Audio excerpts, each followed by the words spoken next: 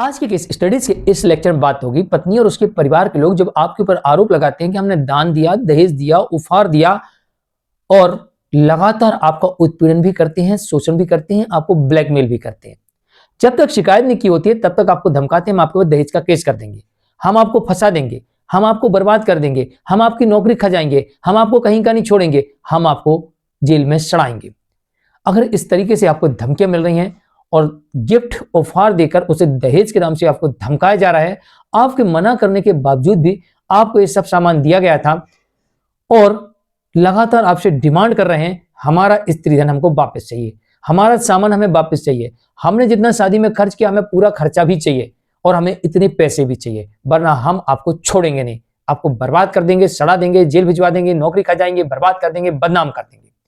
तो ऐसी स्थिति में अब पति और उसके परिवार को मिल जाते हैं कई अधिकार और ऐसी पत्नी और धमकाने वाले उनके परिवार के लोगों के साथ साथ सहयोगियों को जेल भिजवा सकते हैं। तो चलिए आज के स्टडीज के इसी लेक्चर में बात करेंगे कि अगर पत्नी और उसके परिवार के लोग और उसके सहयोगी कुछ इस तरीके से आपका उत्पीड़न कर रहे हैं, ब्लैकमेल कर रहे हैं, तो फिर ये जानकारी आपके लिए, आप उन्हें दंडित करवा सकते हैं और खुद अपना बचाव भी कर सकते हैं।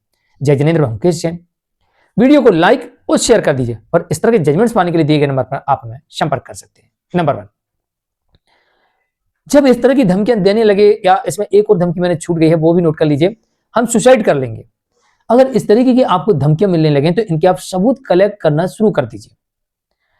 आई विटनेस हो, चाहे कोई रिकॉर्डिंग हो, चाहे वीडियोग्राफी हो, इन्हें आप कलेक्ट करना शुरू कर दीजिए। इस सबूत के तौर पर आपको काम आएंगे।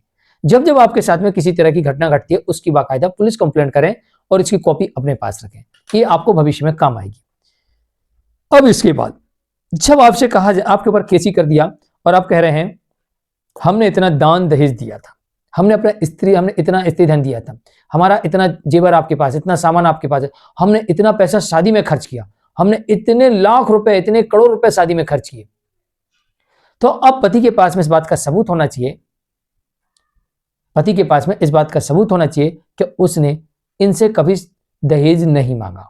अगर पति ने कभी भी इनसे दहेज नहीं मांगा और ये प्रमाणित होता है, ये सबूत है उसके पास, या फिर पत्नी के पास इस बात का कोई सबूत नहीं कि आपने दहेज मांगा हो, तो फिर आप दहेज मांगने वाले आरोप से बच सकते हैं। लेकिन अब सवाल ये आता है कि जो दिया है उसका क्या? हमने मांग के तो लिया नहीं और मांगने का इनके पास कोई सबूत भी नहीं है, तो फिर ऐसी स्थिति में हम ये साफ कह सकते हैं कि साहब हमने मांगा नहीं, एक गिफ्ट है, उपहार है, हमने मना किया था फिर भी इन्होंने दिया, और देने के बाद अब हमें ये लोग ब्लैकमेल कर रहे हैं, हमें हनी ट्रैप में फंसाया गया है। तो यहां पर पत्नी और उसके परिवार के लोगों के ऊपर धोखाधड़ी, हनी ट्रैप का मामला बनेगा, जिसमें डराना, धमकाना, धोखा देना, जैसे कि और मेरे घर से साहब इतना इतना रुपया, पैसा, सोना चांदी भी उठा के लेगा जो मेरा है, तो उसकी डिमांड करना। तो इसके लिए 316, 318, 351, 352, 115, 113 और साथ में ये कबूल कर रहे हैं कि हमने इतना दहेज दिया, गिफ्ट नहीं दिया, हमने दहेज दिया। तो दहेज निषेध अधिनियम की धारा 3 के अंतर्गत पत्नी सहित उसके परिवार के लोगों के अलावा जो इस केस में इन्वॉल्व हैं, उन सबके ऊपर, सहयोगियों के ऊपर ये मामला बनेगा। पत्नी के ऊपर सिर्फ दहेज निषेध अधिनियम की धारा 3 एप्लीकेबल नहीं होगी, बाकी सभी सेक्शन सभी के ऊपर एक समान लागू होंगे जिनने जैसा बोला, कहा, अपराध किया।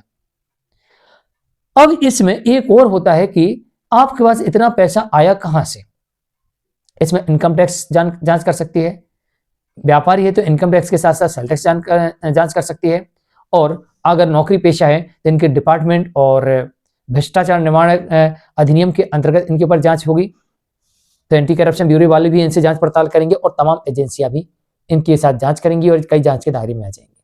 तो ऐसे में पत्नी सहित उसके परिवार के लोग भी इन केसेस में फंसेंगे। और अगर पत्नी का बॉयफ्रेंड है वो भी इन्हें प्रताड़ित करता है, धमकाता है, डराता है, या ये जानते हुए कि जो इसकी पत्नी है ये शादीशुदा है, उसके बावजूद भी उसके साथ अफेयर में है, तो पति ऐसे उसके बॉयफ्रेंड के ऊपर मानहानि का केस करके कॉम्पनसेशन की डिमांड भी कर सकता है। चाहे ये केस कुछ भी हो, ये अलग मैटर है, लेकिन अगर उसका बॉयफ्रेंड है तो एक अलग से कॉम्पनसेशन का केस बॉयफ्रेंड के ऊपर कर सकता है। दहेज केस में उसके बॉयफ्रेंड को पार्टी बना सकता है। और इसके अलावा जो धमकी देना, हम सुसाइड कर लेंगे, हम तुम्हें बर्बाद कर देंगे, कहीं का नहीं छोड़ेंगे, हाथ पैर तोड़वा देंगे, मरवा देंगे, फिकवा देंगे, हम कुछ भी कर देंगे, करवा देंगे, हमने दहेज दिया तुम्हें जेल भिजवा देंगे, तो जब तक यह साबित ना हो कि हमने मांगा था तब तक वो दहेज की श्रेणी में नहीं आता। हमने मना किया और हमारे गवाह भी यही कह रहे हैं कि साहब हमने मांगे नहीं, हम तो मना किए थे, इन्होंने कहा हम बेटी को देंगे, उपहार देंगे, गिफ्ट देंगे, तो ये तो सीधी सीधी धोखाधड़ी हुई हमारे साथ। तो उल्टा पत्नी और उसके परिवार के लोगों के ऊपर केस दर्ज होगा, ना कि पति इसमें दोषी पाया जाएगा। हाँ, लेकिन आपको अपने अकाउंट में किसी प्रकार का कोई ट्रांजैक्शन नहीं लेना था। अगर ये ट्रांजैक्शन लिया, आपने पैसे लिए, तो आप फंसते हैं। अगर आपने कोई भी पैसा नकदी नहीं लिया तो आप बचते हैं, क्योंकि गिफ्ट सामान होता है, ना कि पैसा होता है। अगर पति और उसके परिवार के लोगों ने पैसा लिया है, या फिर किसी वीडियो में किसी आई विटनेस के सामने ये कहते हुए साबित होते हैं कि हमें इतना दहेज चाहिए, हमें ये चीज चाहिए, अड़ते हुए दिख रहे हैं, मांगते हुए दिख रहे हैं, तो फिर ये दहेज मांगने के और दहेज लेने के अपराधी माने जाएंगे और जेल जाएंगे। अगर ऐसा कुछ भी पत्नी साबित करने में सफल नहीं होती और ना ही पति ने किसी प्रकार कोई खाते में ट्रांजैक्शन लिया है, तो फिर ऐसी स्थिति में बाकी की वस्तुएं उपहार साबित हो सकती हैं और पति और उसके परिवार के लोग बच भी सकते हैं।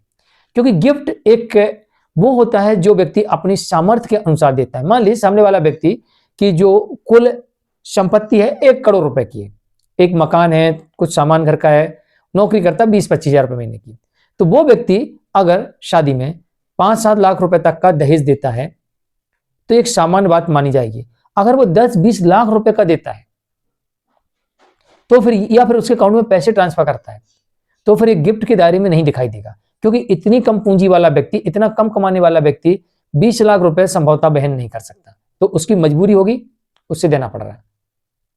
तो यह अनुमान लगाया जा सकता है, क्योंकि उसकी कैपेसिटी कितनी है। कानून यह कहता है, जब आप दहेज प्रतिषेध अधिनियम पढ़ेंगे उसमें कानून यह कहता है कि उपहार देना अपराध की श्रेणी में नहीं आता है। जो नेंग होते हैं, जो परंपराएं होती हैं, उनके अंतर्गत जो उपहार दिए जाते हैं वो अपराध की श्रेणी में नहीं आते हैं, उन्हें दहेज नहीं माना जाएगा। अब आप 20 हजार रुपए महीने कमा रहे हो, महीने के, आपके 2 बच्चे हैं, आपने अपनी बेटी को 1.5-2 लाख रुपए के चिल्लर सामान, ये वो आभूषण वगैरह दिए, तो ये गिफ्ट माना जाएगा। आप 5 लाख, 10 लाख, 20 लाख का दे रहे हैं, तो ये संभवतः गिफ्ट नहीं माना जाएगा, ये दहेज माना जाएगा।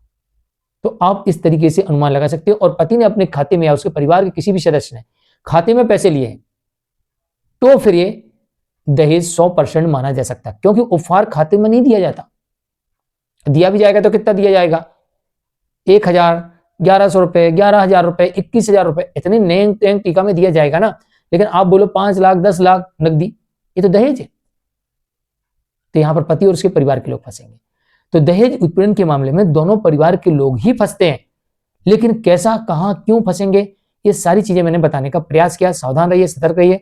दहेज दहेज होता है, गिफ्ट गिफ्ट होता है, और आरोप लगाने से हर बात साबित नहीं होती है, लेकिन प्रमाण होने से आप दोषी माने जा सकते हैं। आज के लिए इतना ही। मुकेश जैन, नमस्कार।